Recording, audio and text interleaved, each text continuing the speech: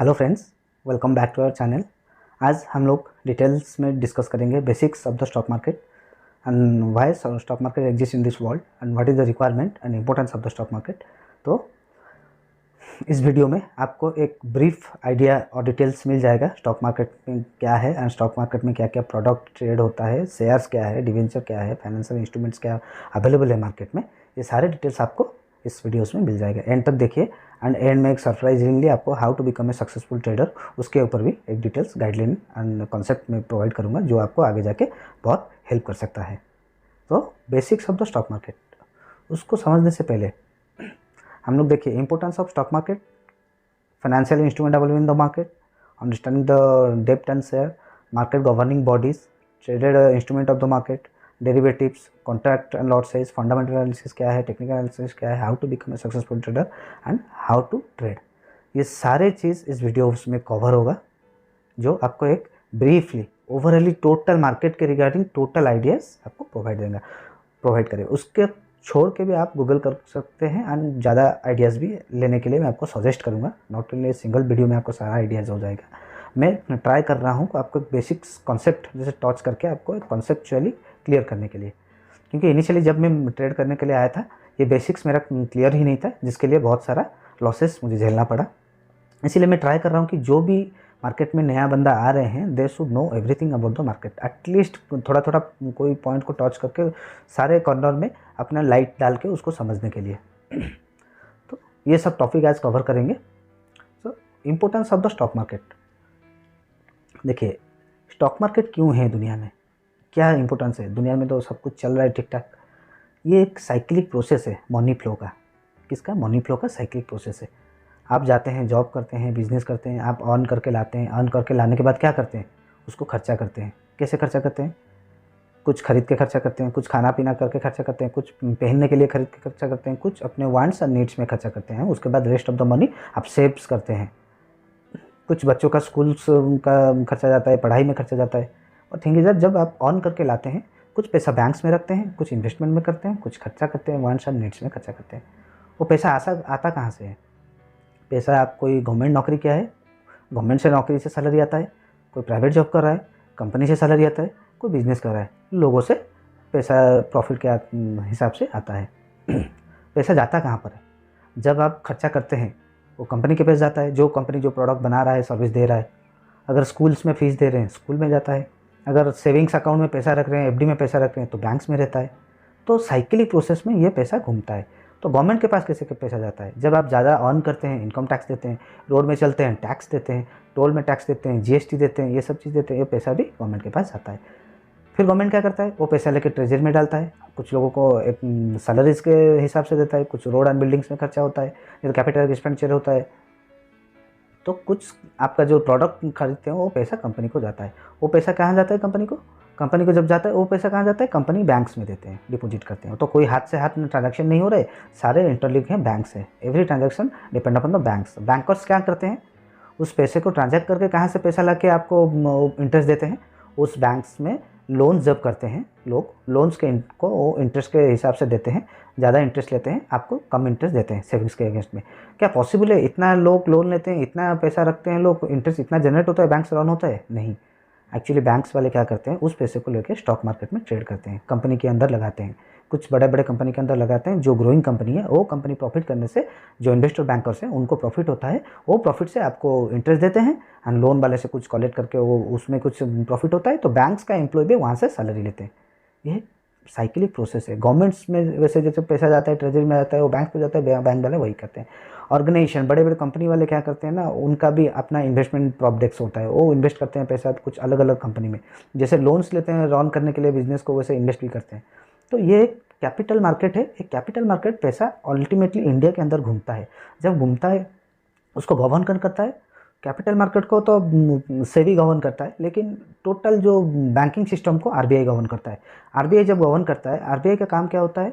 RBI का काम ये होता है वो उसको सारे चीज़ को स्ट्रीमलाइन करके मार्केट का बैलेंस करके इकोसिस्टम को चलाने के लिए ये तो हम समझे कि फाइनेंशियल मार्केट में मनी फ्लो कैसे घूम के आता है बैंक्स को एंड इंस्टीट्यूशन को, एंड वो पैसा जाके कंपनी में कैसे इन्वेस्ट होता है, एंड पैसा कैसे ग्रो होता है, एंड पैसा ग्रो होने के बाद कैसे पैसा घूम के फिर हमारे पॉकेट में आता है, फिर कंपनी को जाता है, फिर बैंक्स को जाता है, फिर गवर्नमेंट को जाता है, कैपिटल एक्सपेंडिचर होता है, टैक्सेस के थ्रू गवर्नमेंट्स को जाता है, ये सब तो समझ गए।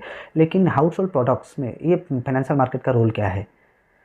एक्चुअली शेयर मार्केट का, स्टॉक मार्केट का रोल बहुत है, क्योंकि ये बैलेंस इकोसिस्टम बना के रखता है प्रोडक्ट का प्राइसिंग को भी, क्योंकि बहुत सारे प्रोडक्ट्स है जो मार्केट में ट्रेड होता है एंड उसका रॉ मटेरियल ट्रेड होता है। वो रॉ मटेरियल ट्रेड होने से क्या होता है ना, जो फिनिश प्रोडक्ट का जो प्राइस है वो स्टेबल रहता है।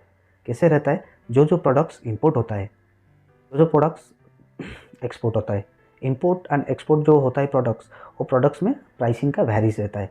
एंड जो इंपोर्ट एक्सपोर्ट होता है दूसरे कंट्री के साथ, वहाँ पर पेमेंट जब होता है वो प्रोडक्ट्स का डिलीवरी के साथ, पेमेंट्स में क्या होता है ना, जो पेमेंट का टर्म होता है वो पेमेंट होते होते प्राइसिंग का वैरी होता है। क्यों वैरी होता है? आज का डेट में देखिए, बारिश के टाइम में ये प्रोडक्ट अच्छा बनता है, वो एक्सपोर्ट होने के टाइम वहाँ यहाँ पर सस्ता है, वहाँ पर जाके पहुँचते पहुँचते कुछ ख़राब हो गया होगा, कुछ अच्छा रहा होगा। जब पेमेंट वहाँ पर दूसरे कंट्री से आता है, डॉलर का प्राइस ज़्यादा था, अभी घट गया है, रुपी स्ट्रॉन्ग हो गया है। तो इससे जो डिफरेंसेस है पेमेंट होने का, प्रोडक्ट इंपोर्ट एक्सपोर्ट होने का, ये जो गैप है, इसमें क्या होता है ना, प्रोडक्ट में वैरीज होता है रॉ मटेरियल में, प्राइसिंग में। उसको बैलेंस करने के लिए फ्यूचर कॉन्ट्रैक्ट किया जाता है। इसको हम समझेंगे कैसे। लेट से एक फार्मर है, वो चावल उगाता है, वो चावल एक साल में एक सीजन में होता है, उसको लेके वो कंपनी को बेचता है। जब एक सीजन में एक साल में चावल होता है, तब सब फार्मर बनाते हैं, उगाते हैं, वो सारे farmer at a time company में देने से कंपनी बोलता है सप्लाई ज़्यादा है, डिमांड कम है, तो उसको मैं सस्ता में लूँगा। ये जब प्रॉब्लम होता है सस्ता में लूँगा, जब चावल नहीं होता है, जब स्कैर्सिटी होता है, डिमांड ज़्यादा होता है, सप्लाई नहीं होता है साल के अदर महीने में, तब क्या होता है, कंपनी वाले ढूंढते हैं ज़्यादा रेट में खरीदने के लिए, ढूंढ रहे थे जब ये अनऑर्गेनाइज वे में था। लेकिन बाद में क्या हुआ, फ्यूचर कॉन्ट्रैक्ट्स आया। जैसे आईटीसी अगर चावल लेके राइस बना के भेज रहा है पैकेट, उसका प्राइसिंग स्टेबल रखता है, साल भर में उसका प्राइसिंग चेंज नहीं होता है, it's a very big company.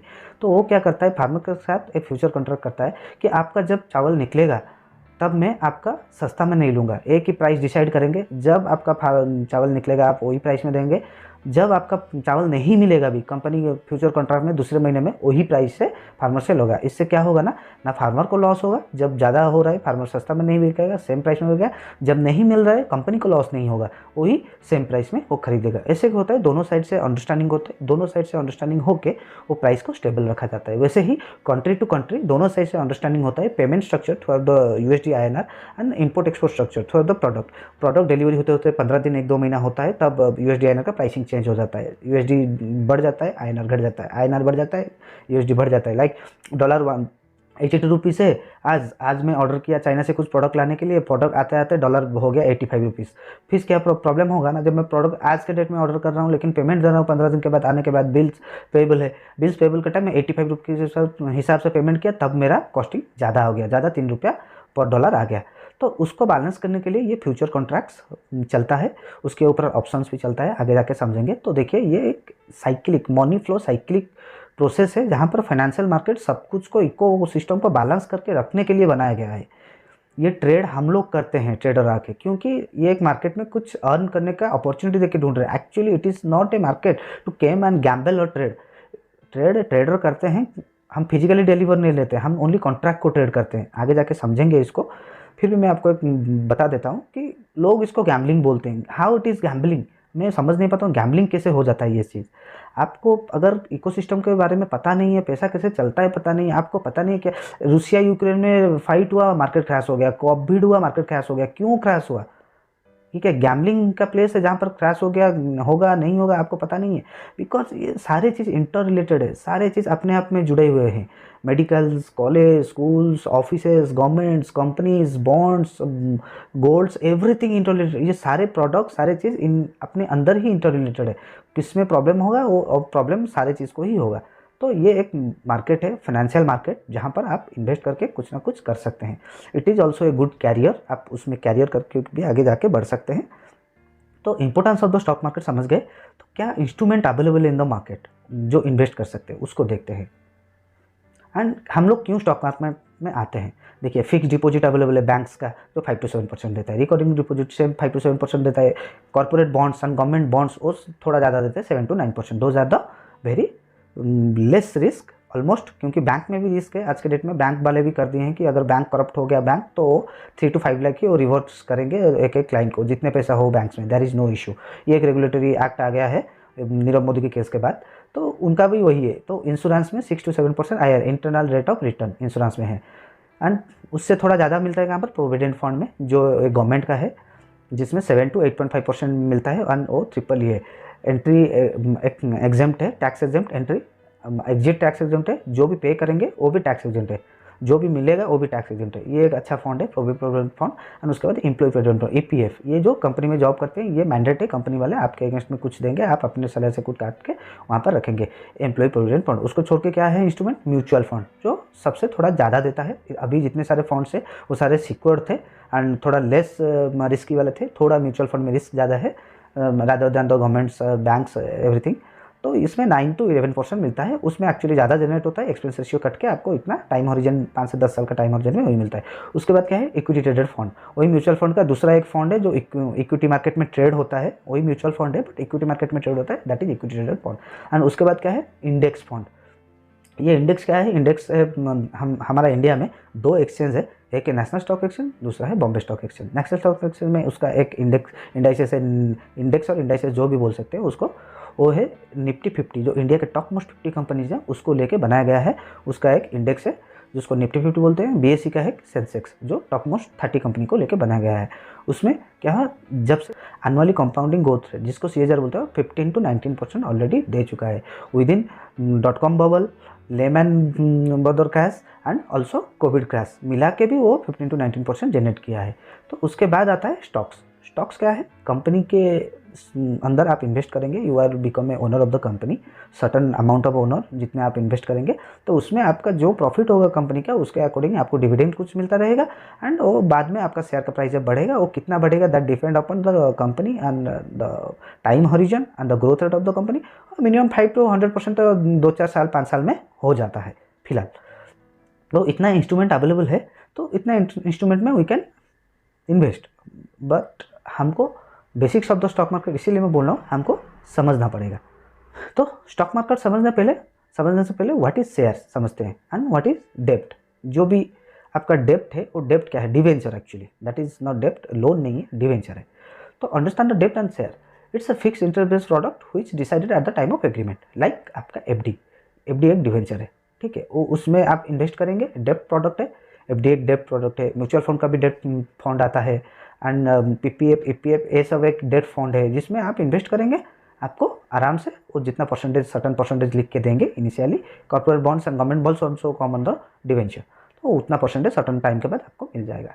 Shares क्या है, shares is a ownership based product which means part of the ownership allotted to the share holder, ठीक है। ये तो थ्योरेटिकली हो गया, हम प्रैक्टिकल समझते हैं ये क्या है। देखिए, let's say someone call Ram business शुरू करने के लिए आया है, उसका पास पैसा नहीं है बिल्कुल, they don't have any fund, तो वो क्या करता है, पहले ट्राई करता है बैंक से लोन लेने के लिए, बैंक वाले लोन देने के लिए मना कर देते हैं, तो फिर क्या करता है, वो आता है फ्रेंड्स एंड रिलेटिव से लोन लेता है।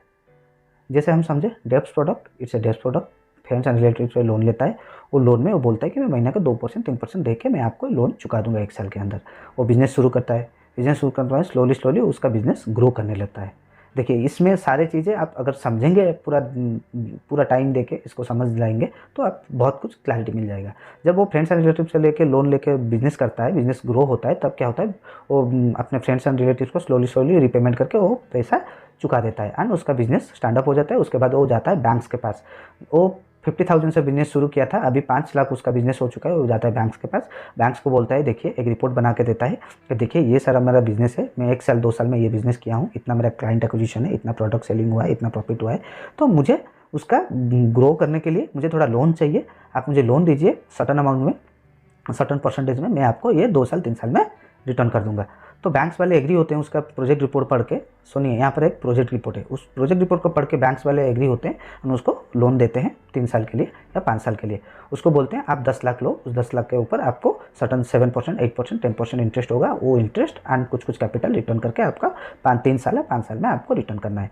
फिर राम क्या करता है, उसको बिजनेस करता है, बिजनेस करके उस बिजनेस को 30 से 50 लाख तक ले आता है। बैंक के लोन्स के हेल्प से वो सक्सेसफुली 3 साल में 5 साल में वो बिज़नेस को ग्रो करके 50,000 से 5 लाख लाता है, 5 लाख से 30 से 50 लाख तक ले आता है।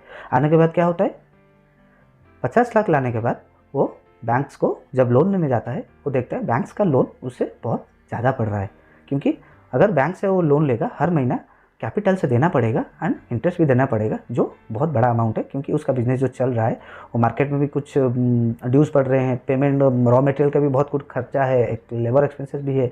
तो बैंक का लोन वो अवॉइड करता है, वो फिर जाता है एंजल फंडिंग के पास। एक कंपनी का लिस्टेड करता है, अपना एक कंपनी बनाता है, कंपनी का डायरेक्टर्स बनाता है, लिस्ट करता है, वो एंजल फंडिंग के पास जाता है, वो बोलता है देखिए ये मेरा प्रोजेक्ट है, ये मेरा जब जैसे बैंक को दिया था वैसे ही प्रोजेक्शन वो अपना 5 साल 10 साल का 7 साल का प्रोजेक्शन करके जाता है। देखिए ये ग्रोथ रेट से मैं आगे आया हूँ एंड मुझे कुछ फंडिंग चाहिए 2-3 करोड़ 5 करोड़ का, उसको मैं जाने से मैं ग्रोथ रेट से अगले 5 साल के बाद मैं ये स्टेज में पहुँच सकता हूँ। तो एंजल फंडिंग वाले उसको सुनते हैं, लेकिन वो क्यों पैसा देंगे विदाउट एनी इंटरेस्ट। तो यहाँ पर कॉन्सेप्ट आता है शेयर्स का। क्या शेयर्स?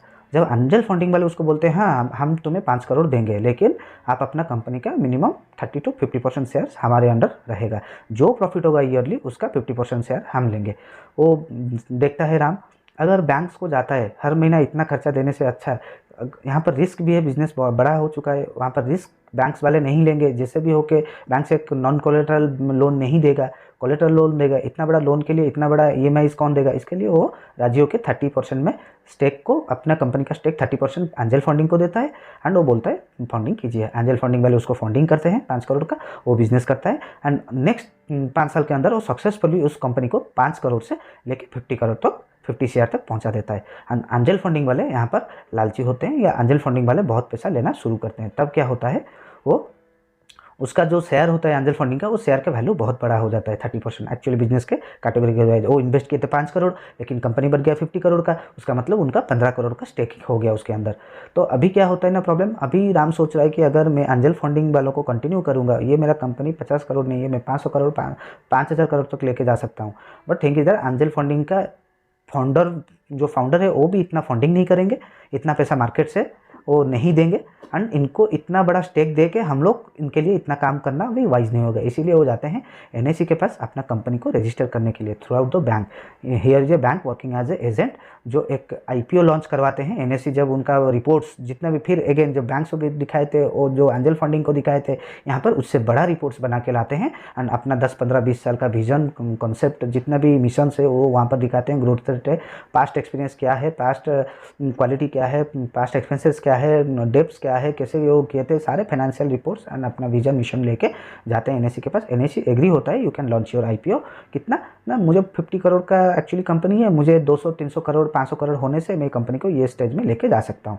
तब NSE जब IPO लॉन्च करता है तब क्या होता है, कुछ प्रोमोटर्स लाइक कंपनी का जो ओनर होता है वो प्रोमोटर्स के एज नाम से चलता है, वो प्रोमोटर्स का कुछ होल्डिंग रहता है and FI foreign institutional investor and domestic institutional investor उनके पास हो जाता है एंड कुछ स्टेक्स रहता है अपने एम्प्लॉयज़ के लिए स्पेशली। देन कुछ फ्री फ्लोट स्टेक्स मार्केट में IPO में लॉन्च होता है, जिसको बोलते हैं इनिशियल पब्लिक ऑफरिंग। ये इनिशियल पब्लिक ऑफरिंग जब लॉन्च होता है तब लोग क्या करते हैं ना, इस जितने भी सारे रिपोर्ट्स पब्लिकली रिलीज होता है, कंपनी को देखते हैं, कंपनी का क्वालिटी को देखते हैं, उसका ग्रोथ रेट को देखते हैं, उसका पोटेंशियल को देखते हैं, अंडर वैल्यूड है या ओवर वैल्यूड है। अगर अंडर वैल्यूड है लोग सारे रिपोर्ट्स को देख के समझ के उसमें IPO में इन्वेस्ट करते हैं। जब इन्वेस्ट करते हैं IPO, तब उनको भी पता होता है कि ये जो पैसा है ये रिस्क में जा रहा है, लेकिन there is a high probability ये कंपनी हमारा IPO जो शेयर जो फेस वैल्यू है 50 रुपया, 10 रुपया, 100 रुपया, उसको लेके ये उसको 1000 रुपया तक 5 साल 10 साल में लेके जा सकता है। तो उनका इन्वेस्टमेंट एक वैलिड इन्वेस्टमेंट उनके अकॉर्डिंग वो इन्वेस्ट करते हैं। तब क्या होता है, और आपका कंपनी लिस्टेड हो जाता है NSE के अंडर में। जब लिस्टेड हो जाता है उसका IPO लॉन्च हो जाता है, उसको फंडिंग मिल जाता है एंड कंपनी अपना प्रोडक्शन, अपना क्वालिटी, अपना ग्रोथ दिखाना शुरू करता है। एंड करने के बाद ये जो शेयर मार्केट में जब लिस्टेड हो गया, उनका शेयर अभी मार्केट में लिस्टेड होने के बाद फ्री फ्लोट शेयर जितना परसेंटेज रहता है वो फ्री फ्लोट शेयर मार्केट में ट्रेड होता है। क्यों ट्रेड होता है? क्योंकि वो उनको जो IPO में अप्लाई नहीं किए थे वो वेट किए हैं कि वो कंपनी का अच्छा वैल्यू है, हमें नहीं मिला वो स्टेक, हम लोग खरीद के उसको स्टेक में खरीद के लेंगे, उस कंपनी का पार्ट ऑफ द ओनरशिप लेंगे, जिसके थ्रू शेयर्स के थ्रू खरीद के लेंगे। तो क्या होता है ना, वो खरीदते हैं एंड उसको होल्ड करते हैं। कुछ ट्रेडर हमारे जैसे होते हैं, उसको कुछ दिन के लिए खरीदते हैं, एक दिन में खरीदते बेचते हैं, जो पार्ट है उसमें चलता है। तो ये इसको आगे जाके समझेंगे। तो हम लोग ब्रीफली समझ गए व्हाट इज शेयर एंड ये शेयर कैसे इशू होता है, कैसे कैसे शेयर तक पहुंचा। राम का बिजनेस जो शुरू हुआ था 50,000 से फ्रेंड्स एंड रिलेटिव से लोन लेके with non collateral loan, then collateral loan bank से लेके, उसके बाद डेप प्रोडक्ट से कैसे आगे यहाँ पर शेयर्स को एंड ऑप्शंस को आगे जाके समझेंगे। Thank you. तो इस जो मार्केट में राम आके यहाँ पर एक्सचेंज में लिस्टेड हो गया, उसको गवर्न कौन करता है? हम तो हर कोई बोलता है ये तो भाई शेयर मार्केट है, गैम्बलिंग प्लेस है, ये यहाँ पर गैम्बल होता है, जो भी लाता है पैसा डूबता है, 95% लोग पैसा डुबाते हैं। तो इसको गवर्न कौन करता है? गवर्नमेंट गवर्न करता है। देखिए, securities and exchange body of India SEBI इसको गवर्न करता है एंड उसके ऊपर भी है सिक्योरिटीज अपीलेट ट्रिब्यूनल सैट, उसके ऊपर है। वहाँ तक हम लोग का कुछ काम नहीं है, हमारा काम सेबी तक है। सेबी के नीचे जो भी एक्सचेंजेस है, NSC, BSE, MCX, NCDEX. NSC national stock exchange, BSE Bombay stock exchange, MCX multi community exchange and NCDEX national community and derivative exchange limited. इन लोग के पास डिफरेंट प्रोडक्ट है। लाइक एनएससी बीएसई में स्टॉक्स एंड करेंसीज ट्रेड होता है एंड उनका अपना इंडाइसेस है, कुछ कंपनी को लेकर इंडाइसेस और इंडेक्स बनाए हैं जो हाई वेटेज कंपनी है, अच्छा कंपनी है। वैसे ही एमसीएक्स के पास अपना एक्चुअली एमसीएक्स में majorly non agree product trade होता है, like crude oil, gold, silver, zinc, natural gas, but agree product भी ट्रेड होता है। NCDEX majorly agree product trade करता है, लेकिन उसके अंडर में नॉन एग्री प्रोडक्ट भी ट्रेड होते हैं। इन लोग का टाइमिंग है, एनएससी का जो मार्केट का टाइमिंग है वो 9:15 से 3:30 है, बीएसई का भी सेम है 9:15 से 3:30, एमसीएक्स का लेकिन टाइमिंग ज़्यादा है 9 AM से 11:30 PM, because it is a international market product. ये जो प्रोडक्ट होता है इम्पोर्ट एक्सपोर्ट के हिसाब से ये ट्रेड होता है, ये इंडिया वाले भी करते हैं, फॉरेन के भी कुछ इन्वेस्टर्स उसको ट्रेड करते हैं। एंड एनसीडीएक्स का टाइमिंग है 9 से 5 PM। यहाँ पर एग्री प्रोडक्ट मेजरली ट्रेड होता है, इसीलिए उनका टाइमिंग वही है। तो एनएससी में स्टॉक्स होता है, करेंसीज होता है। उनका स्टॉक्स आप डायरेक्टली कैश दे के ले सकते हैं, करेंसीज का डायरेक्टली कैश नहीं, उसका फ्यूचर एंड ऑप्शन ट्रेड होता है। ऐसे बीएसई में भी होता है एंड एमसीएक्स में भी होता है। तो क्या क्या प्रोसेस है, रेगुलेशंस प्रोसेस इन इंडिया कैसे रेगुलेट होता है? ये सेबी के अंडर एक्सचेंज रजिस्टर्ड होते हैं, जैसे national stock exchange, Bombay stock exchange, MCX, NCDEX and उसके नीचे एनएसडीएल, सीडीएसएल होते हैं एक्सचेंज के नीचे। उनका एक्चुअली साइट में रोल है। क्या रोल है? एनएसडीएल है national security depository limited, CDSL है सेंट्रल डिपॉजिटरी सिक्योरिटीज लिमिटेड। ये कौन है? ये एक्चुअली पहले जब शेयर्स इशू होता था किसी भी कंपनी का, तो क्या होता था ना, आपके पास फिजिकल शेयर होता है, मैटेरियलिक शेयर आता था, एक पेपर में लिखा हुआ आता था ये कंपनी का शेयर है, ये प्राइस है, ये है, आप इतना स्टेक का होल्डर का ओनरशिप है। तो अभी क्या होता है ना, एनएसडीएल एंड सीडीएसएल के पास ये डीमैटेरियल होकर स्टोर होता है, कोई ब्रोकर के पास स्टोर नहीं होता है। ये क्लियरिंग हाउस के थ्रू, ब्रोकर के थ्रू आपके पास ट्रेड होता है, देन वो जाके एनएसडीएल एंड सीडीएसएल के पास स्टोर होता है। सीडीएसएल में आपका एक डीमैट अकाउंट खुला रहेगा, जो जिसको बोलते हैं डीमैटेरियल। एक्चुअली डीमैट का फुल है डीमैटेरियल। डीमैटेरियल अकाउंट है जहाँ पर आपका शेयर स्टोर रहता है, सेफली स्टोर रहता है। ब्रोकर के पास किसी का भी शेयर स्टोर नहीं रहता है, सारे एनएसडीएल सीडीएसएल में जिसमें अकाउंट है वहाँ पर स्टोर रहता है। तो क्लियरिंग हाउस का काम क्या है? क्लियरिंग हाउस का काम ये है, एनएसडीएल एक्सचेंज एंड ब्रोकर के अंदर में जो सेटलमेंट होगा, पैसा लेन देन होगा, शेयर लेन देन होगा, आप खरीदे भेजे हैं, T+1 T+2 में सेटलमेंट होगा, उसको वो क्लियरिंग हाउस क्लियर करके अपने अकाउंट अपने में डालता है, अपना पैसा अपने को रिटर्न करता है। वो क्लियरिंग हाउस का काम है। ब्रोकर का क्या काम है? ब्रोकर के अंडर सॉफ्ट ब्रोकर है, हम ब्रोकर है जहाँ पर हम लोग रिटेल इन्वेस्टर इन्वेस्ट करते हैं, through out the clearing house हमें शेयर मिलता है, आप ऐसे पैसा देते हैं, शेयर बेचते हैं, पैसा मिलता है। तो ब्रोकर के थ्रू हम लोग ट्रेड करते हैं या इन्वेस्ट करते हैं, इतना ही काम है। ये है गवर्निंग बॉडी। कुछ भी इश्यूज आता है ब्रोकर के साथ, you can directly complain to exchange, नहीं तो सेबी के पास आप डायरेक्टली कंप्लेन कर सकते हैं। वहाँ पर जब एक्सचेंज एनएसडीएल सीडीएसएल का कुछ इश्यूज आता है, वो आ जाते हैं सैट के पास, सिक्योरिटी अपीलेट ट्रिब्यूनल के पास। वहाँ पर डायरेक्टली हम लोग का जाने का जरूरत नहीं है। अगर इश्यूज इतना बड़ा हो जाता है तो सेबी के हाथ में भी नहीं रहता है, तब जा सकते हैं आप वहाँ पर। तो हम समझे कि कैसे ये regulation process in India, regulation process कैसे प्रोसेस होता है। एंड ये सेबी, एक्सचेंज, एनएसडीएल, सीडीएसएल सारे गवर्नमेंट का ही पार्ट है, ये कोई भी प्राइवेट कंपनी नहीं है, सारे गवर्नमेंट का ही है। क्लियरिंग हाउस भी गवर्नमेंट का है with authorization. National securities depository limited ये गवर्नमेंट का है, central depository security limited also government का है। एक्सचेंज जो NSC, national stock exchange, Bombay stock exchange, also everything is in government hand. मैं डायरेक्टली नहीं बोल रहा हूँ गवर्नमेंट का है, गवर्नमेंट के हैंड में, ये सारे गवर्नमेंट का ही एंसिलरी डिपार्टमेंट से जहाँ पर ये सब होता है। तो उसके बाद क्या समझेंगे, traded instrument in the market. क्या क्या इंस्ट्रूमेंट ट्रेड होता है, स्टॉक्स ट्रेड होता है, इंडाइसेस का फ्यूचर ऑप्शन ट्रेड होता है, कमोडिटीज़ का फ्यूचर ऑप्शन ट्रेड होता है, एंड करेंसीज का फ्यूचर ऑप्शन ट्रेड होता है। स्टॉक्स क्या ट्रेड होता है, जैसे रिलायंस कंपनी का आप शेयर खरीदेंगे, 2500 रुपया देंगे, आपका एक शेयर का 2500 3000 जहाँ जितना रुपया है वो डिपॉजिट करेंगे डीमैट में, आपका 2 दिन के बाद आपके पास शेयर आ जाएगा, क्लियरिंग हाउस के थ्रू वो पैसा ले लेंगे और आपके पास शेयर आ जाएगा। उसको आप होल्ड करेंगे, जितना बढ़ने का टाइम बढ़ेगा तो आप उसको भेजेंगे, जितना टाइम हॉरिजन आप होल्ड कर सकते हैं आप उसको होल्ड करेंगे। इसको बोलते हैं cash and carry. And futures क्या है, आपके पास फ्यूचर्स खरीदने के लिए लेट्स से फ्यूचर्स का एक लॉट साइज होता है फ्यूचर ऑप्शन का, क्योंकि आपके पास पैसा ज़्यादा नहीं है। अगर रिलायंस का फ्यूचर्स 200 क्वांटिटी का लॉट साइज है, आपका पास पैसा नहीं है 200 क्वांटिटी खरीदने के लिए, लेट्स से 200 क्वांटिटी रिलायंस का चल रहा है 2500 रुपया पर शेयर, 200 क्वांटिटी खरीदने के लिए आपको मिनिमम 5 लाख रुपया चाहिए। वैरेज आप फ्यूचर कॉन्ट्रैक्ट 1 लाख 1.5 लाख के अंदर खरीद सकते हैं। क्यों, कैसे कि आपको लग रहा है 2500 अभी जाएगा, इसी महीने 2700 जाएगा या 2800 जाएगा, तो आप क्या करेंगे, सारे पैसा देने का ज़रूरत नहीं है, ओनली जितना फ्यूचर्स कॉन्ट्रैक्ट का अमाउंट है वहाँ पर आप उतना पैसा दे के वो फ्यूचर कॉन्ट्रैक्ट खरीद सकते हैं। 1 लाख दे के खरीदेंगे, क्या होगा ना, 5 लाख की जगह 1 लाख दिए एंड 2500 जगह 2800 चला गया, तो आपके पास 200 शेयर जब होल्डिंग नहीं है फिर भी आप फ्यूचर कॉन्ट्रैक्ट खरीदें, जब आप 2800 में भेज देंगे तो 2500 से 300 में जो गैप है 300 रुपया 2800 में, तो वो पैसा आपके पास आ जाएगा। 300 × 200 आपको इमीडिएटली 60,000 का प्रॉफिट हो जाएगा। वैसे आपको जब 5 लाख रुपया दे के खरीदना था 60,000 प्रॉफिट करने के लिए, वहाँ पर आपको ओनली 1 लाख में 60,000 का प्रॉफिट हो गया। ये है फ्यूचर कॉन्ट्रैक्ट। उसका मंथली एक्सपायरी होता है, जब लोग कैरी करते हैं उसको रोल ओवर कॉस्ट देके एवरी मंथ उसको कैरी भी करके चलते हैं कि रिलायंस का प्राइस बढ़ेगा तो खरीदेंगे, नहीं तो घटेगा, नहीं तो फ्यूचर कॉन्ट्रैक्ट सेल करके बैठेंगे। अजय लग रहा है नहीं रिलायंस का प्राइस 2300 आ जाएगा, इसी लग रहा है रिलायंस का प्राइस 2300 आ जाएगा इसी 15 दिन के अंदर, तो क्या करेंगे, तो रिलायंस का फ्यूचर को हम लोग आज से सेल कर देंगे 2500 प्राइस में। सेल करने के बाद जो फ्यूचर का जो मार्जिन है 1 लाख उसको दे देंगे, 1.5 लाख जितना है दे देंगे। दे देने के बाद 15 दिन के बाद 2300 में हम लोग उसको खरीद देंगे।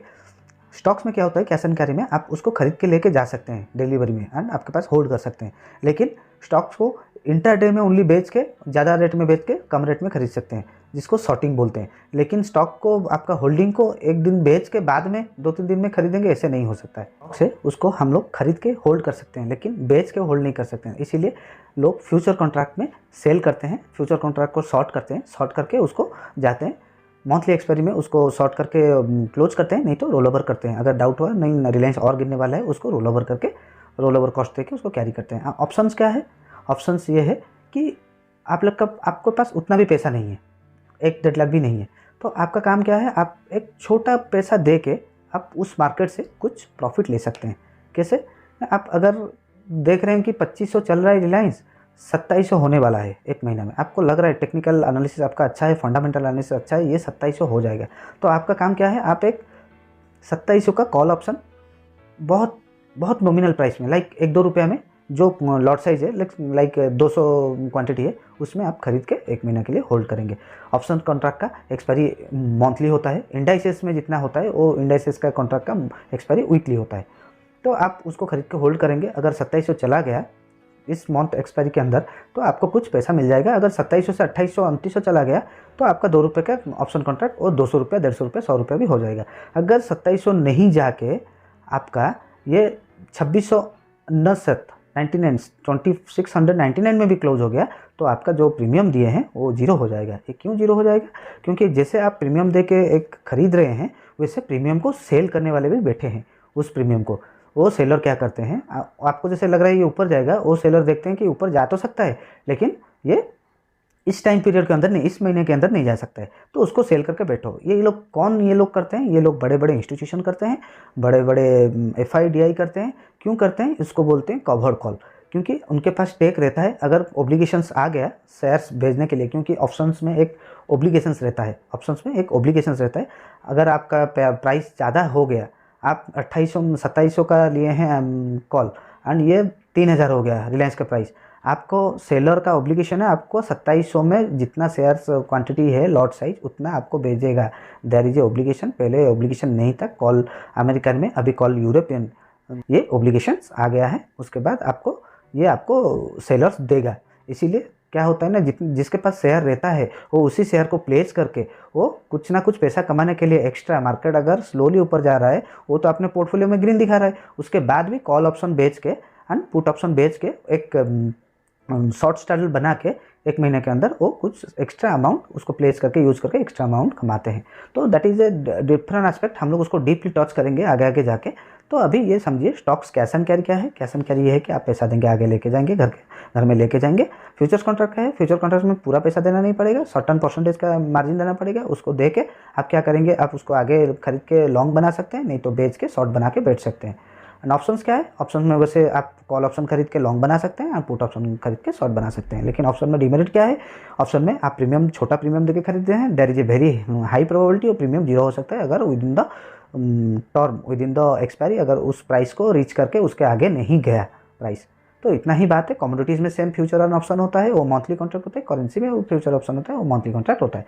इंडाइसेस में ओनली वीकली कॉन्ट्रैक्ट होता है। इंडाइसेस लाइक निफ्टी 50 का लॉट साइज 50 है, हम लोग आगे जाके इसको देखेंगे। देखिए स्टॉक का lot size depend upon the stocks, ये मंथली कॉन्ट्रैक्ट होते हैं, हमें पता नहीं है डिफरेंट स्टॉक का डिफरेंट कॉन्ट्रैक्ट है, उसको डीपली टच करना पड़ेगा ईच एंड एवरी कंपनी को देख के। तो depend upon the stocks to stocks. But indices का निफ्टी फ्यूचर का ऑप्शन का 50 क्वांटिटी है, बैंक निफ्टी का फ्यूचर ऑप्शन का 15 क्वांटिटी है, फिर निफ्टी फ्यूचर ऑप्शन का 40 क्वांटिटी है, मिड कैप निफ्टी का फ्यूचर ऑप्शन का 75 क्वांटिटी है, बैंक फ्यूचर का जो बीएससी का है उसका फ्यूचर ऑप्शन 15 क्वांटिटी है, एंड सेंसेक्स फ्यूचर ऑप्शन का 10 क्वांटिटी है। All are weekly expiry contract, ठीक है। तो कमोडिटी में वही crude oil future and option का 100 क्वांटिटी है, और जो एक लॉट होता है 100 क्वांटिटी का होता है। अगर 1 रुपया बढ़ेगा 100 रुपया बढ़ेगा, 1 रुपया घटेगा तो 100 रुपया घटेगा। एंड क्रूड ऑयल मिनी का 10 क्वांटिटी का होता है फ्यूचर एंड ऑप्शंस। वैसे गोल्ड फ्यूचर एंड ऑप्शंस का 10 तोला व 100 ग्राम का होता है, गोल्ड मिनी का फ्यूचर ऑप्शन का 1 तोला व 10 ग्राम का होता है। और मंथली कॉन्ट्रैक्ट एक्सपायरी। करेंसी में वही है, USD INR future and option 1000 quantity का होता है, 1 पैसा बढ़ेगा तो 10 रुपया बढ़ेगा 1000 क्वांटिटी में। ये आपको आगे जाके मैं आपको दिखाऊंगा हाउ टू ट्रेड के टाइम में, ये आपको मैं समझा दूंगा। वैसे ही यूएसडी जेपीआई का future and option contract 1000 quantity में होता है, क्योंकि यूएसडी आईएनआर में ये पैसे 1 पैसा आधा पैसा ऐसे मतलब बिप्स में होता है। मतलब 1 पैसा का 100 होता है, मतलब 1 पैसा बढ़ने से पहले अगर 82 रुपीज़ 50 पैसा 50 बिप्स 25 बिप्स 10 बिप्स ऐसे 0.5 बिप्स में बढ़ता है घटता है पैसे के अंदर भी, तो उसका 100 क्वांटिटी 1000 क्वांटिटी होता है। देन हम ये तो समझ गए क्या है फ्यूचर, क्या है ऑप्शंस। आगे जाएंगे फंडामेंटल एनालिसिस करके। जब भी कोई कंपनी में शेयर में इन्वेस्ट करेंगे, जैसे मैं आपको बोला था, राम जब पहले गया था फ्रेंड्स एंड रिलेटिव को समझाने के लिए, वो गया था कुछ समझा के पैसा ला के बिजनेस किया। उसके बाद बैंक में जब लोन लेने के लिए गया था, डॉक्यूमेंटेशन करके कुछ रिपोर्ट बना के लिया। एंजल फाउंडिंग के पास जब गया वो रिपोर्ट बना के लाया, फिर वो स्टॉक मार्केट में लिस्टेड हुआ। वो सारे historical data reports and financial reports everything and vision mission बना के उसको दिखा के वो अपना फंड रेज किया मार्केट से आईपीओ के थ्रू। तो उसको समझने के लिए, उसको समझना ही बोलते हैं फंडामेंटल एनालिसिस। तो फंडामेंटल एनालिसिस क्या है, फाइनेंशियल रिपोर्ट, इनिशियल स्क्रीनिंग है, अंडरस्टैंड द कंपनी कैसा है, ग्रोथ रेट कैसा है, सेल्स कैसा है, कंपनी सेल्स कैसा है, कैसे कर रहा है, क्वालिटी कैसा है, कंपनी के एम्प्लॉयज़ कैसे हैं, उनका बिहेवियर कैसा है। चेक द डेप्ट एंड रेट साइंस। डेप्ट क्या है, कंपनी का लोन्स कितना है, कंपनी में कितना डेप्ट है, प्रमोटर का स्टेक्स क्या है, ये सब देखना पड़ेगा। Find out the company competitors, like Zomato का कॉम्पिटिटर स्विगी, ओला का कॉम्पिटिटर स्विगी, उबर है, वैसे ही इस कंपनी के कॉम्पिटिटर्स कौन है, इनका कॉम्पिटिटर एनालिसिस के बारे में, इनका यूएसपी क्या है, यूनिवर्सल सेलिंग प्रोपोजिशन क्या है। Analyse the future prospects. Future prospect क्या है, ये जो फ्यूचर प्रोस्पेक्ट, ये कंपनी का कितना ग्रोथ कर सकता है या ओवर वैल्यूड है, ऑलरेडी मैच्योर्ड हो चुका है, इसका प्रोडक्ट लाइफ साइकिल क्या है, नया प्रोडक्ट ला रहा है या नहीं, आर&डी टीम में काम कर रहा है नहीं, ये जो पैसा है डिविडेंड प्रॉपर्ली देता है नहीं, लोन्स प्रॉपर्ली चुकाता है नहीं, बहुत कुछ देखना पड़ेगा। जिस रिपोर्ट के बेसिस में राम का कंपनी लिस्टेड हुआ, उसी रिपोर्ट को बोलते हैं फंडामेंटल एनालिसिस, उसको एनालाइज करना। उसके बाद आता है टेक्निकल एनालिसिस। टेक्निकल एनालिसिस क्या है, टेक्निकल एनालिसिस पार्ट जो आपको प्राइस को देख के एंड कुछ इंडिकेटर्स, जैसे आपको दिखाएगा नहीं ये 200 SMA सिंपल मूविंग एवरेज में प्राइस चल रहा है, कुछ इंडिकेटर्स, कुछ चार्ट पैटर्न, कुछ क्लोजिंग प्राइस को देख के, ओपन इंटरेस्ट को देख के, वॉल्यूम को देख के, कितना ऑर्डर्स आ रहा है मार्केट में, उसको देख के टेक्निकली हम एनालाइज करते हैं। हमको लगता है कि नहीं ये टेक्निकली स्ट्रॉन्ग कंपनी है, ऊपर जाएगा, ये जा रहा है ऊपर और भी ऊपर जा सकता है। टाइम फ्रेम क्या है, इंट्राडे ट्रेडर के लिए टाइम फ्रेम है 1 मिनट, 5 मिनट, 15 मिनट, 1 घंटा। एंड पोजिशनल के लिए टाइम फ्रेम क्या है, 1 घंटा, 4 घंटा, 1 दिन। एंड जो स्विंग के बाद पोजिशनल मतलब लॉन्ग टर्म के लिए क्या है, डेली, वीकली, मंथली, ईयरली। इसे देख के आप इन्वेस्ट कर सकते हैं, ट्रेडिंग कर सकते हैं। बोथ आपको जब ट्रेड करेंगे बोथ आपका टाइम फ्रेम लगेगा, लाइक फंडामेंटल एंड टेक्निकल जब आप पोजिशनल लेंगे या इन्वेस्टमेंट करेंगे। बहुत इंट्राडे के लिए मेजरली टेक्निकल ही wide enough to do trading. So time frame का जो लिस्ट है वो ज़्यादा इम्पैक्ट होता है इंट्राडे में, क्योंकि पोजिशनल के लिए छोटा टाइम फ्रेम का कुछ मतलब नहीं है। जो पोजिशनल 1-2 साल 5 साल के लिए लेते हैं वो फ्लक्चुएशंस में उसमें वो निकलता नहीं है, वो बैठे रहते हैं, उनका पोजीशन ही अलग टाइप का होता है। तो उसके बाद how to become a successful trader, उसको हम लोग थोड़ा डिस्कस करेंगे। ये how to become a successful trader it's a very big chapter. How to become a successful trader, आप समझ गए बेसिक्स क्या था, what is the importance of the market पहला, सेकेंड मार्केट शेयर क्या है, डेप्स क्या है, अवेलेबल फाइनेंशियल इंस्ट्रूमेंट्स, देन आप आगे समझ गए कि गवर्निंग बॉडीज़ के बाद आप समझे कि कॉन्ट्रैक्ट शेयर क्या है, फ्यूचर कॉन्ट्रैक्ट क्या है, डेरिवेटिव्स क्या है। उसको समझने के बाद आप आए फंडामेंटल एनालिसिस क्या है, टेक्निकल एनालिसिस क्या है। अभी समझेंगे हम ट्रेडर कैसे बनेंगे, how to become a successful trader कैसे समझेंगे, कैसे बनेंगे, ये क्वेश्चन है। पैसा लाएंगे भाई, मार्केट में आएंगे, करोड़पति बनेंगे रातों रात, ये तो होता रहता है सबके साथ, लेकिन सक्सेसफुल ट्रेडर बनने का प्रोसेस क्या है, पाथ क्या है, ये मैं आपको एक बेसिकली ब्रीफली समझा रहा हूँ। अगर आप इसको फॉलो करेंगे you can must be a successful trader. तो basic understanding about the market को आने से पहले आपको बेसिक अंडरस्टैंडिंग जो मैं आपको समझाया वो मेरे हिसाब से 10, 20, 30, 40% होगा। आपको सारे चीज़ और डिटेल में गूगल करके आपको पढ़ना पड़ेगा। ये मार्केट में आने के लिए आपको मिनिमम 2 साल 3 साल लगेगा। It is a toppest job in the world. Doctor आप बन सकते हैं, इंजीनियर आप बन सकते हैं, साइंटिस्ट आप बन सकते हैं, there is a logic behind it. आप पढ़ेंगे, उसके बाद पढ़ के पास करेंगे, उसके बाद फिर पढ़ेंगे, उसको प्रैक्टिस करेंगे, there is a logic behind it.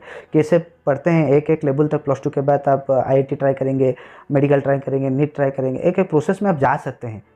But इस मार्केट को आने के लिए there is a no process. आपको पहले अपना साइकोलॉजी को ठीक करना पड़ेगा। क्यों? Because why you are coming to the market, want to become a करोड़पति बाय रातों रात, और स्टेबली आपको वेल्थ जनरेट कर रहे हैं स्लो एंड स्टडी कछुआ की तरह चल के। At the end of the life you will become a करोड़पति आराम से, 2-4-5 हज़ार भी इन्वेस्ट करके करते महीना। ये आपको समझना पड़ेगा आप क्यों आ रहे हैं। तो basic understanding about the market, पहले मार्केट के बारे में बेसिक अंडरस्टैंडिंग समझिए, क्यों ये मार्केट चल रहा है, कैसे चल रहा है, कैसे चला रहे हैं, कौन चला रहे हैं। उसको समझने के बाद सम बुक्स पढ़िए, like the market wizard, trading psychology, trading in the zone, the discipline trader, how to become a billionaire. बहुत सारे बुक्स है ऑनलाइन, आप उसको देखिए, उसको पढ़िए।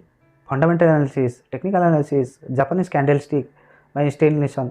तो वो बुक्स पढ़ने के बाद आप आइए मार्केट को देखने के लिए। देन आप 2 से 3 महीना मार्केट को वॉच कीजिए। क्यों वॉच कीजिए? क्योंकि आपका अंडरस्टैंडिंग हो गया मार्केट के बारे में, आप बुक्स पढ़ लिए।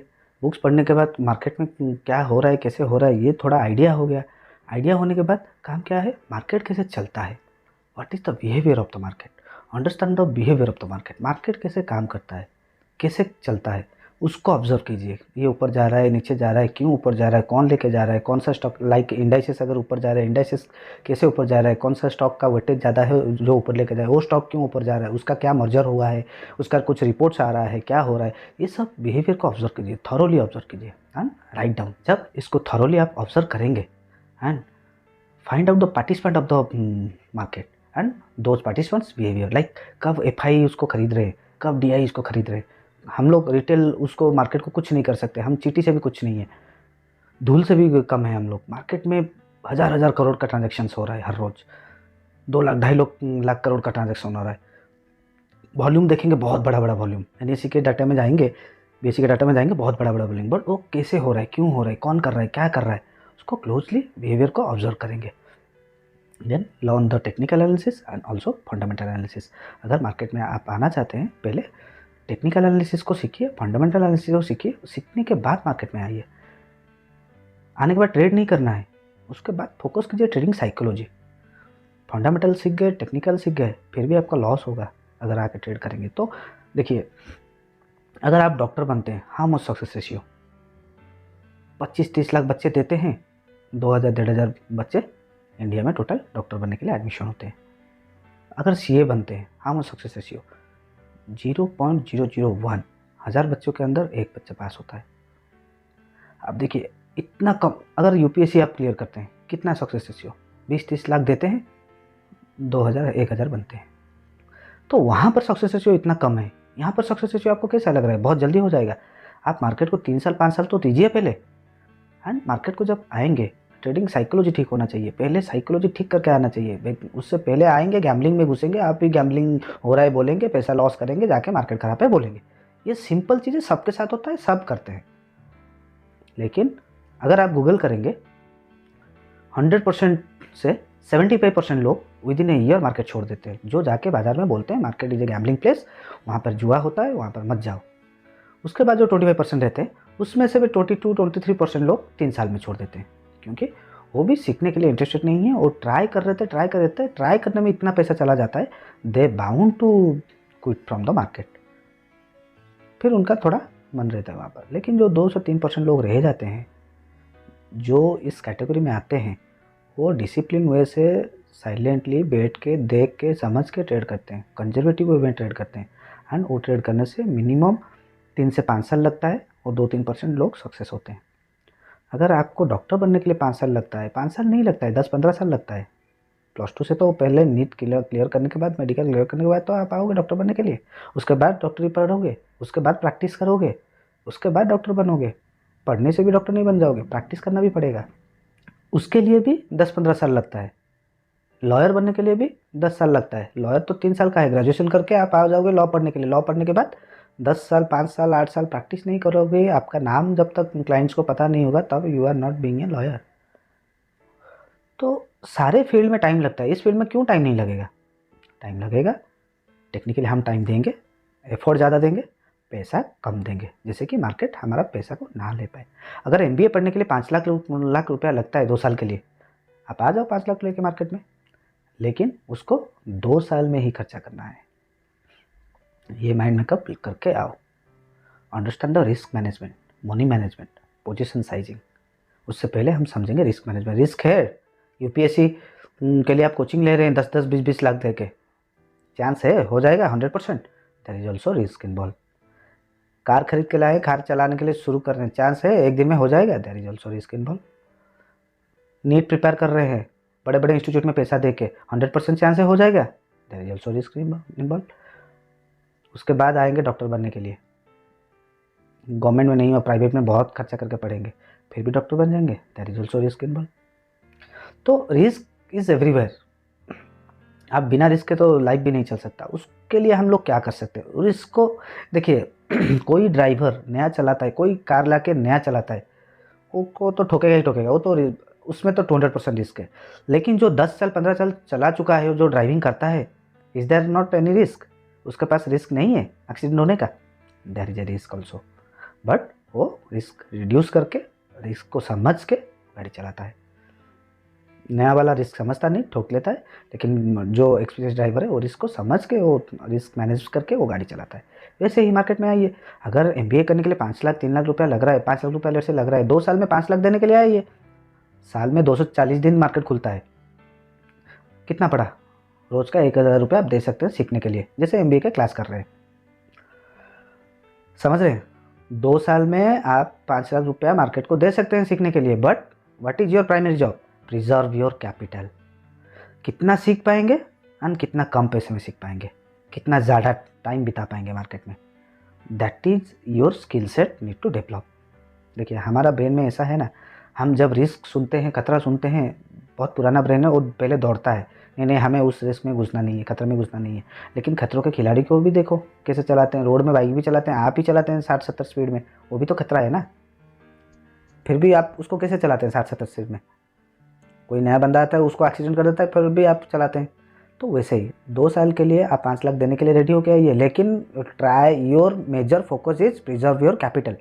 अगर आज 1000 का लॉस करने के लिए बैठे हैं, try to make loss reduce to 100 to 200 300 maximum, so you will be benefit and you will getting 700 rupees from the market. आज भाई 1000 का देना था कोर्स फीस, लेकिन मैंने क्या किया, मैंने 200-300 दे के 700 घर लेके आ गया, that is my achievement.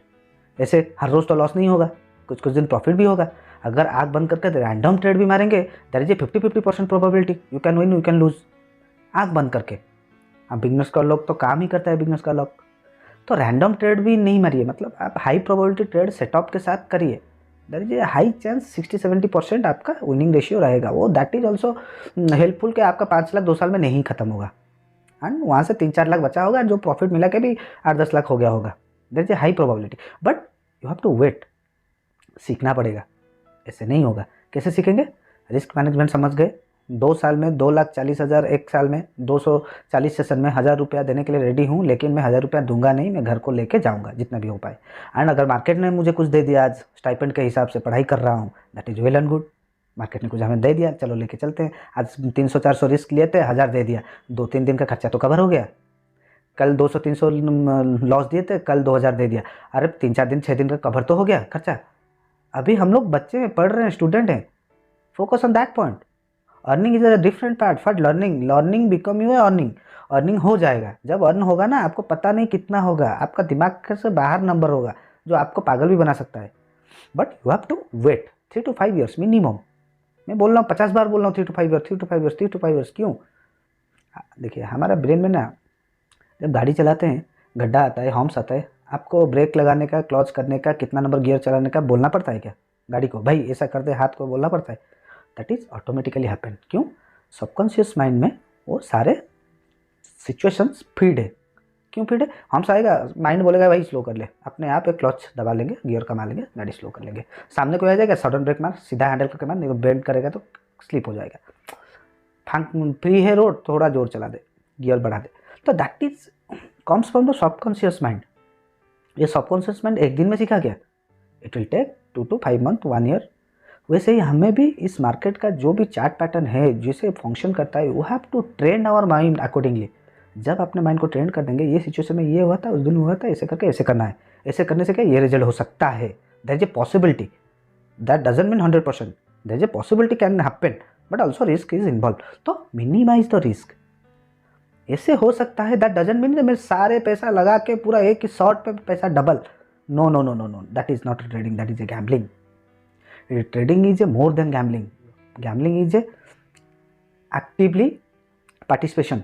Table में इतना पैसा रखे, इतना पैसा गैम्बल किए, अगर जीतूंगा तो इतना पैसा मिलेगा इतना टाइम के अंदर, अगर हारूंगा तो इतना पैसा जाएगा। बट ट्रेडिंग में ऐसे नहीं है। एक पोजीशन आप ले लेते हैं, जितना पैसा का ले रहे हैं, आपको पता नहीं चलेगा कब लॉस जाते जाते जाते आपका पोजीशन 0 हो जाएगा। अगर ऑप्शन में लेते हैं, अगर कैश में लेते हैं, कितना घट जाएगा आपको पता भी नहीं चलेगा। You have to passive loser, you have to control your greed, control your losses, cut your losses fast, trade with your trend। नहीं करेंगे, अकाउंट ब्लोन अप हो जाएगा, आपको कुछ बोलना नहीं पड़ेगा। तो हम आते हैं फिर ट्रेडिंग साइकोलॉजी को डेवलप करेंगे, risk management, money management, position sizing. हमारा 1,000 रुपये का रिस्क है आज दिन में, लेकिन हम पोजीशन इतना लेंगे 200 से ज़्यादा, जैसे लॉस नहीं होगा। मार्केट को थोड़ा स्पेस भी देंगे, वो 200 लॉस करने के लिए थोड़ा ज़्यादा स्पेस देना पड़ेगा। छोटा लॉट लेंगे, हम तो सीख रहे हैं, पूरा छोटा नंबर्स में 5 शेयर लेंगे। 200 रुपये 5 में घटने के लिए 40 रुपये घटेगा। 1,000 रुपये का शेयर में 40 रुपये नहीं घटता है, मैक्सिमम 10-15 रुपये घटता है, तो 200 रुपये ले भी नहीं सकता मार्केट। तो वैसे ही समझ के हम उसको ट्रेड करेंगे। लेकिन ट्रेड करने से पहले, if you don't have any demat account, please check my description box, यहाँ पर आप 5 पैसा, अपस्टॉक एंड एलएस ब्लू का ब्रोकर के साथ अकाउंट खोल सकते हैं। एंड मेरा टेलीग्राम चैनल है, वहाँ पे जुड़ सकते हैं, जहाँ पर आप मैं regularly learning videos and learning charts वगैरह एजुकेशनल पर्पज़ के लिए भेजता हूँ। ठीक है, देन हम आते हैं understand the risk management, money management, position sizing, समझ गए। And then back test your knowledge. जो भी पढ़े, जो भी समझे, जो भी ऑब्जर्व किए, पहले उसको बैक टेस्ट कीजिए 15 दिन, महीना, एटलीस्ट 6 महीना एक्सेल टाइम पीरियड के लिए बैक टेस्ट कीजिए। बैक टेस्ट करने से क्या होगा ना, आपको एक क्लैरिटी मिलेगा, आपको एक सेटअप मिलेगा। एंड उस सेटअप को क्या करेंगे, पेपर ट्रेड करके फॉरवर्ड ट्रेड करेंगे। और 6 महीना, आपको क्या लग रहा है 2 दिन में ब्रोकर के पास अकाउंट खोल के ट्रेडर बन जाएंगे? ऐसे नहीं होता है। पहले 6 महीना बैक टेस्ट कीजिए, 6 महीने का डाटा को 15 दिन 20 दिन जो भी लगे उसके साथ 1 साल के अंदर 6 महीने के अंदर इसको पढ़ के समझ के मार्केट को देख के ऑब्जर्व कीजिए। उसके बाद फॉरवर्ड टेस्ट कीजिए पेपर ट्रेडिंग में 6 महीना, 3 महीना 4 महीना मिनिमम। पेपर ट्रेड करने से क्या होगा ना, आपका सेटअप ठीक काम कर रहे हैं नहीं, आपका एंट्री एग्जिट ठीक हो रहा है नहीं, उसको जर्नलाइज कीजिए, उसको लिख के रखिए, एवरीथिंग जर्नलाइज। तो क्या होगा ना, आपको ऑटोमेटिकली अनकॉन्शियसली आप अपने दिमाग को कमांड दे रहे हैं कि ये ऐसे हुआ था, वो हुआ था, वो हुआ था, ऐसे आपका दिमाग में वो स्लोली डेटा स्टोरेज हो रहा है। 6 महीने एक्सेल के बाद वो डेटा, बहुत सारा डेटा जब हो जाएगा ना, आपको बहुत हेल्प करेगा मार्केट में। समझिए इस चीज़ को। देन फॉरवर्ड टेस्ट, देन आएंगे छोटा कैपिटल लेके ट्रेड करने के लिए। मैं एक वीडियो बनाया हूँ, वहाँ पर लगा दूंगा, देख लीजिए। 20,000 से आप कहाँ तक, एक 240 सेशंस में कहाँ तक पहुँच सकते हैं विथ छोटा रिस्क रिवार्ड। आप उस वीडियो को फॉलो कीजिए, उसमें एक मनी मैनेजमेंट शीट है, उसको फॉलो कीजिए। उस मनी मैनेजमेंट शीट के बाद आप एक जर्नल शीट बनाइए जिसमें एंट्री एग्जिट, क्यों एंट्री किए, क्यों एग्जिट किए, कितने बजे एंट्री किए, कितने बजे एग्जिट किए, कहाँ पर एंट्री किए, कहाँ पर एग्जिट किए, पूरा जर्नलाइज कीजिए।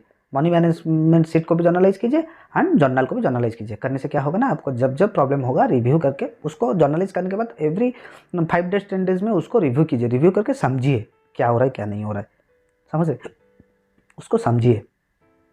देन आप इमोशनल मैनेजमेंट को आएंगे। छोटा कैपिटल से जब ट्रेड करेंगे, ओरिजिनली आपका पैसा हाथ से जाएगा, लॉस होगा, हाँ, प्रॉफिट आएगा, तब आपको पता चलेगा कैसा लग रहा है।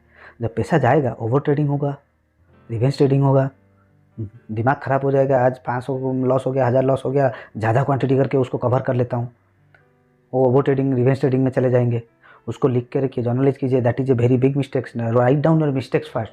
आप मिस्टेक लिख के उसको करेक्ट कीजिए ना, आप सुधर जाएंगे, ट्रेडर बन जाएंगे। तो छोटा कैपिटल में प्रैक्टिस कीजिए। आप तो 5 लाख देने वाले थे, मैं आपको 20,000 से शुरू करने के लिए बोल रहा हूँ। 20,000 में भी छोटा छोटा लॉसेस, छोटा छोटा प्रॉफिट को देख के चलेंगे, कहाँ तक पहुँचेंगे अलग चीज़ है। उसके बाद इमोशनल मैनेजमेंट कीजिए। ग्रीडी मत होइए, डर मत, फियर एंड ग्रीड के चक्कर में मत पड़िए।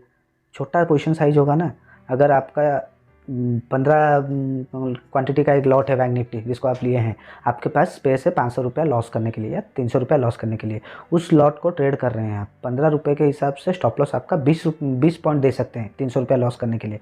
एंड आपका हाई प्रोबेबिलिटी ट्रेड सेटअप है, वो जो 20 पॉइंट है वो आपको 100 पॉइंट 200 पॉइंट का रिवार्ड दे सकता है सेम डे। वो इंस्टेंटली 50-60 पॉइंट का रिवार्ड दे सकता है। लेकिन अगर आप उसी को 45 क्वांटिटी कर देंगे, 500 पॉइंट जाने के लिए 10 पॉइंट में ही आपका स्टॉप लॉस उठ जाएगा। बैंक निफ्टी 10 पॉइंट में कुछ नहीं है। हाई प्रोबेबिलिटी ट्रेड होने से भी 15-18 पॉइंट लगता है। तो आप क्या करेंगे, वहीं पर 100 क्वांटिटी में जाएंगे, 10 पॉइंट में 1,000 रुपया जाएगा, 20 पॉइंट में 2,000 रुपया जाएगा, 30 पॉइंट में 3,000 रुपया जाएगा, आप संभाल नहीं पाओगे। तो जितना छोटा पोजीशन होगा आप ट्रेड में उतना बैठ सकते हो। प्रॉफिट ज़्यादा हुआ, लॉस ज़्यादा हुआ, आपको कुछ फर्क नहीं पड़ेगा। वहाँ पर क्वांटिटी बड़ा होगा, प्रॉफिट भी M2M फ्लक्चुएशन बड़ा होगा, लॉस भी बड़ा होगा, आप संभाल नहीं पाओगे। तो better start slowly. Emotional management आपका हो गया, फिर स्लोली 3-4 महीने में एक लॉट बढ़ाइए। And journalizing everything, review it regularly. This is a complete process of a successful trader. Money management, risk management, position sizing, trading psychology, these are the 4 pillars of the trading. अगर आप नहीं समझेंगे, ये आपके लिए problem होगा। मैं तो सिर्फ वीडियो में आपको बता सकता हूँ जो फेस किया हूँ, जो एक्सपीरियंस किया हूँ। अगर आप नहीं समझेंगे, ये आपके लिए प्रॉब्लम होगा। So thank you so much. आगे जाके देखेंगे हाउ टू ट्रेड। 5 पैसा ब्रोकर के अंडर में आपको दिखा लूँगा कैसे हम लोग ट्रेड कर सकते हैं।